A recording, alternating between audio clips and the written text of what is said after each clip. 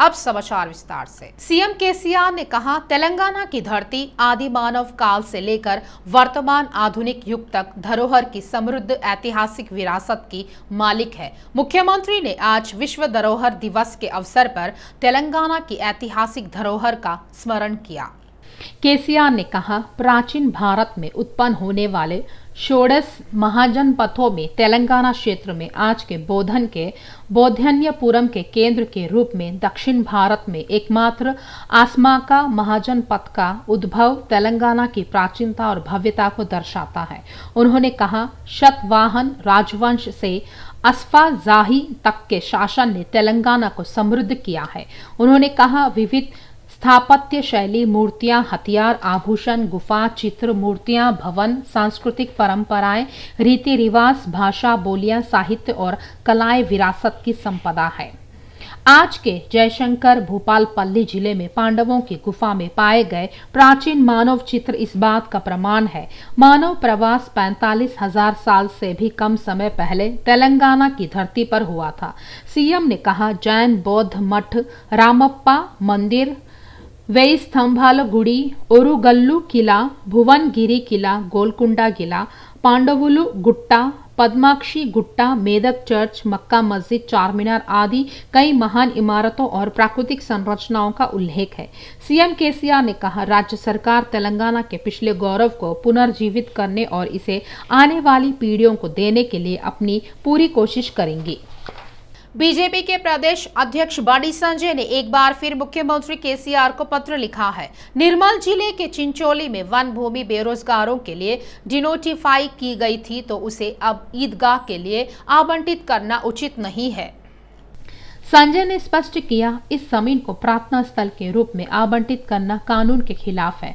निर्मल कस्बे में व्यावसायिक प्रशिक्षण केंद्र हेतु आवंटित वन भूमि के अवैध निर्माण के दोषियों पर कार्रवाई करने बाबत व्यावसायिक शिक्षा कौशल विकास हेतु निर्मल कस्बे में व्यावसायिक प्रशिक्षण केंद्र हेतु आवंटित वन भूमि के अवैध निर्माण के दोषियों पर कार्रवाई करने बाबत व्यावसायिक शिक्षा कौशल विकास हेतु निर्मल जिले के चिंचोली ग्राम के सर्वे क्रमांक 543, 544, 969 में वन भूमि आवंटित किए जाने के राज्य सरकार के अनुरोध के अनुसार केंद्र सरकार ने लगभग 3.37 हेक्टेयर वन भूमि आवंटित करने की स्वीकृति प्रदान की है। उन्होंने कहा, बेरोजगार युवाओं के भविष्य के लिए वन भूमि को भी डिनोटिफाई कर दिया गया है। अपनी स्वार्थी राजनीति के लिए ईद की नमाज के लिए ऐसी जमीन आवंटित करना कानून के खिलाफ है। सरकारी नियमों से यह स्पष्ट होता है, जनोपयोगी कार्यक्रमों के लिए उपयोग की जाने वाली सरकारी भूमि को पूजा स्थलों के लिए आवंटित नहीं किया जा सकता है। इसके अलावा जिन सार्वजनिक उद्देश्यों के लिए भूमि आवंटित की गई है, उक्त भूमि का उपयोग केवल उन्हीं सार्वजनिक उद्देश्यों के लिए किया जाना चाहिए और इसे अन्य उद्देश्यों के लिए उपयोग करना अवैध है। मंत्री हरीश राव ने कहा, केंद्र सरकार तेलंगाना के साथ भेदभाव कर रही है। उन्होंने आलोचना की, केंद्र द्वारा शुरू किए गए एम्स में कोई विकास नहीं हुआ है। हरीश राव ने चोटुपल में 100 बेड वाले अस्पताल के निर्माण की आधारशिला रखी। मंत्री हरीश राव ने कहा, वर्ष 2018 में यदाद्री जिले को एम्स आवंटित हुआ तो 4 साल बाद मोदी आए और शिलान्यास किया। उन्होंने केवल एम्स आवंटित करने के लिए शेखी बघारने के लिए भाजपा नेताओं की आलोचना की।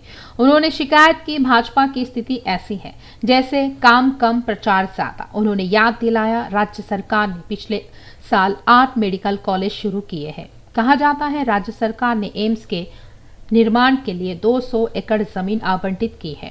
मंत्री हरीश राव ने कहा, तेलंगाना चिकित्सा के क्षेत्र में चमत्कार कर रहा है। उन्होंने कहा, राज्य सरकार के प्रदर्शन की नीति आयोग ने भी सराहना की है। सरकारी दवा पर लोगों का भरोसा बढ़ा है। फ्लोराइड पीड़ितों को मुफ्त डायलिसिस सेवाएं मुहैया कराई जा रही है। राज्य भर में 102 डायलिसिस केंद्र स्थापित किए गए हैं। उन्होंने मिशन भगीरथ के जरिए फ्लोराइड दूर करने के लिए सीएम केसीआर की तारीफ की। तेलंगाना राज्य आपदा प्रतिक्रिया और अग्निशमन विभाग ने जीडी मेटला फायर स्टेशन में अग्निशमन सप्ताह समारोह का आयोजन किया। मंत्री मल्लारेड्डी, विधायक विवेकानंद के साथ अग्निशमन महानिदेशक नागी रेड्डी, निदेशक अग्नि लक्ष्मी प्रसाद और कई अन्य अग्निशमन अधिकारी इस अग्निशमन सप्ताह समारोह कार्यक्रम में मुख्य अतिथि के रूप में उपस्थित थे। बाद में जीडी मेटला फायर स्टेशन में रक्तदान शिविर का आयोजन किया गया। तेलंगाना के फायर डीजी नागी रेड्डी ने कहा, तेलंगाना सरकार ने दमकल विभाग की विश्वव्यापी रेंज से 110 करोड़ के उपकरण खरीदे हैं, 46 नए फायर स्टेशन स्थापित किए हैं और 800 फायर कर्मियों की भर्ती की है। उन्होंने कहा, तेलंगाना सरकार आने के बाद दमकल विभाग को fire alarm, fire tender, fire fighting kit, नए फायर टैंकर जैसे अत्याधुनिक उपकरण मुहैया कराए गए। इस मौके पर मंत्री मल्लारेड्डी ने कहा, वे अग्नि सुरक्षा के संबंध में उचित सावधानी बरतना चाहते हैं और विश्व स्तरीय उपकरण प्राप्त करना चाहते हैं। हैदराबाद विश्व स्तर का है। उन्होंने कहा, रिस टावर्स और उच्च वृद्धि वाले अपार्टमेंट के नाम पर 20 मंजिलों और 40 मंजिलों का निर्माण किया जा रहा है। कुछ एकड़ का एक क्षेत्र जो एक प्रसिद्ध शहर के रूप में विकसित होगा, वह हजारों परिवार रहते हैं। अधिकारियों ने अपार्टमेंट में रहने वालों के साथ नए फायर स्टेशन स्थापित करने के लिए कहा। कांग्रेस के वरिष्ठ नेता एवं सांसद वीएच ने कहा, आईआईटी और आईआईएम में बीसी को आरक्षण देने का श्रेय कांग्रेस पार्टी को जाता है। बीसी की जनगणना कराई जाए और क्रीमी लेयर को हटाया जाए। कमजोरों को न्याय दिलाने की सोच के साथ राहुल गांधी आगे बढ़ रहे हैं। राहुल गांधी के पास बीसी आरक्षण बढ़ाने का विचार है। हम उनके विचार का स्वागत करते हैं। उन्होंने पार्टी कार्यकर्ताओं को गांव-गांव ले जाने का भी आह्वान किया है। उन्होंने कहा, पार्टी में पदों पर पिछड़े वर्ग का दबदबा बढ़ाने की जरूरत है। बीसी को पार्टी में शामिल किया जाना चाहिए, तभी पार्टी सत्ता में आएगी। इस मौके पर उन्होंने सरकार से ओल्ड सिटी में अंबेडकर की प्रतिमा लगाने की मांग की है। जीएचएमसी ने हैदराबाद शहर की पुरानी इमारतों पर ध्यान केंद्रित किया है। शहर में एक विशेष सर्वेक्षण किया गया और पहचान की गई है। इन्हें गिराने के लिए सभी जरूरी इंतजाम कर लिए गए हैं। इसके अलावा ऐसा लगता है पुरानी इमारतों में रहने वालों को पहले सूचित किया गया है। पुराने भवनों को क्यों तोड़ा जा रहा है, कहाँ है वो इलाका, जानने के लिए देखिए ये स्टोरी।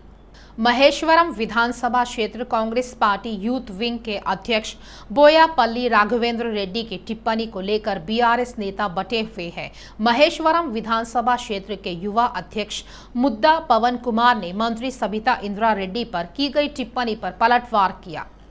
उन्होंने चेतावनी भरे शब्दों में कहा, अगर आप व्यक्तिगत आलोचना करते हैं तो आपको खबरदार, इससे बचें। बिना आधार के उल सलूल करने और व्यक्तिगत आलोचना को बर्दाश्त नहीं किया जाएगा। राघवेंद्र रेड्डी कहते हैं, अगर उन्होंने सुधार दिखाया है तो वे अपना सिर मुंडवा लेंगे। उन्होंने चेतावनी दी, उन्हें ऐसा करने के लिए तैयार रहना चाहिए। मुद्दा पवन ने कहा, तमाम आलोचनाओं के बाद महेश्वरम विधानसभा क्षेत्र से मंत्री सबिता इंद्रा रेड्डी की जीत तय है। ईडी के अधिकारी टीएसपीएससी पेपर लीक मामले में आरोपी प्रवीण कुमार और राजशेखर रेड्डी से पूछताछ करेंगे। ईडी के अधिकारियों ने 17 अप्रैल को प्रवीण कुमार और राजशेखर रेड्डी से भी पूछताछ की। प्रवीण और राजशेखर रेड्डी से चंचलगुड़ा जेल में सुबह 11 बजे से शाम 5 बजे तक पूछताछ की गई। ऐसा लग रहा है ईडी ने दोनों के बैंक खातों और वित्तीय लेन देन से जुड़ी अन्य जानकारियों के बारे में पूछताछ की है। इसके अलावा ईडी ने प्रवीण और राजशेखर रेड्डी के बैंक खाते का विवरण भी एकत्र किया है। ईडी ने कोर्ट में याचिका दायर कर प्रवीण राजशेखर के खिलाफ दर्ज मनी लॉन्ड्रिंग मामले में दोनों से पूछताछ की अनुमति मांगी है। इसके साथ ही नामपल्ली कोर्ट ने प्रवीण और राजशेखर से पूछताछ की इजाजत दे दी। हालांकि नामपल्ली अदालत ने ईडी को आरोपियों से उनके वकील की मौजूदगी में पूछताछ करने का निर्देश दिया। जहां क्रिकेट फैंस आईपीएल मैचों का लुत्फ उठा रहे हैं, वहीं कुछ सटोरिये इसे भुना रहे हैं। सट्टा लगाकर पैसा कमाना उनके लिए आसान तरीका हो गया है। हाल ही में रंगारेड्डी जिले में पुलिस ने एक क्रिकेट सट्टा गिरोह के सदस्यों को गिरफ्तार किया है। आरोपियों के पास से भारी मात्रा में कैश बरामद किया गया है। पुलिस ने रंगारेड्डी जिले के मैलार देवपल्ली और मोइनाबाद पुलिस स्टेशनों के इलाके में क्रिकेट सट्टेबाजी की पुख्ता सूचना पर छापेमारी की।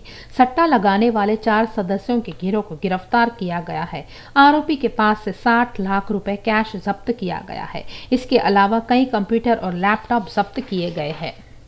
कर्मचारियों ने गच्चीबौली में इन्फोफाई कंपनी के सामने विरोध प्रदर्शन किया। उन्होंने स्वैप वियर कंपनी के सामने विरोध किया, जिसने उन्हें नौकरी देने का झांसा दिया था।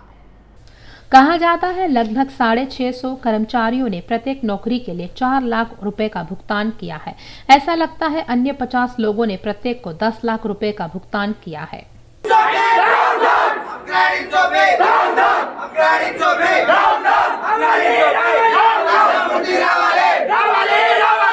डीजीपी अंजनी कुमार ने कहा, पुलिस अधिकारियों के लिए हर तैनाती शांति और सुरक्षा बनाए रखने की परीक्षा होती है। उन्हें हर बार आने वाली नई चुनौतियों के हिसाब से नई रणनीति के साथ काम करना होता है। तेलंगाना में जैसे जैसे चुनाव नजदीक आ रहे हैं, डीजीपी ने सीपी और एसीपी के साथ समीक्षा की। उन्हें शांति और सुरक्षा बनाए रखने के लिए और अधिक सतर्क रहने का आदेश दिया। गांधी अस्पताल डाइट कैंटीन की टेंडर प्रक्रिया को तोड़ा गया है। सरकार ने पहले डाइट कैंटीन के प्रबंधन के लिए टेंडर आमंत्रित किए थे, जो ड्यूटी पर मौजूद डॉक्टरों के साथ साथ गांधी के यहां इलाज करा रहे मरीजों को भी भोजन की सप्लाई करेगी।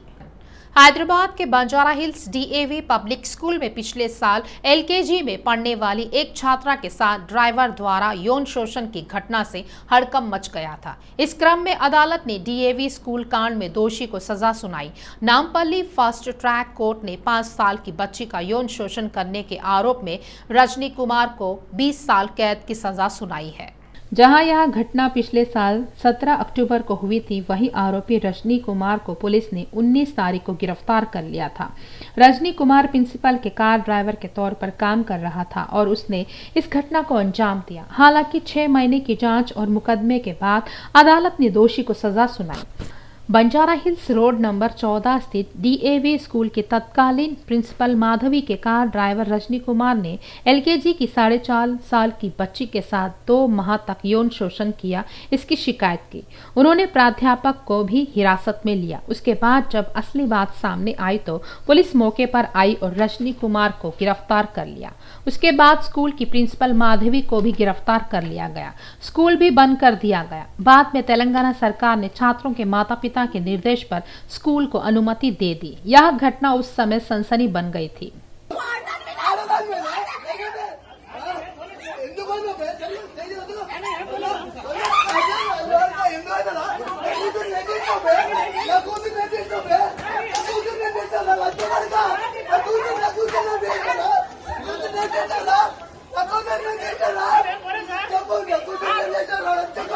पूरे देश में धूप अपना जलवा दिखा रही है। कई राज्य तापमान 40 डिग्री से ऊपर रिकॉर्ड कर रहे हैं। सूरज सुबह 8 बजे से ही अपना जलवा दिखा रहा है।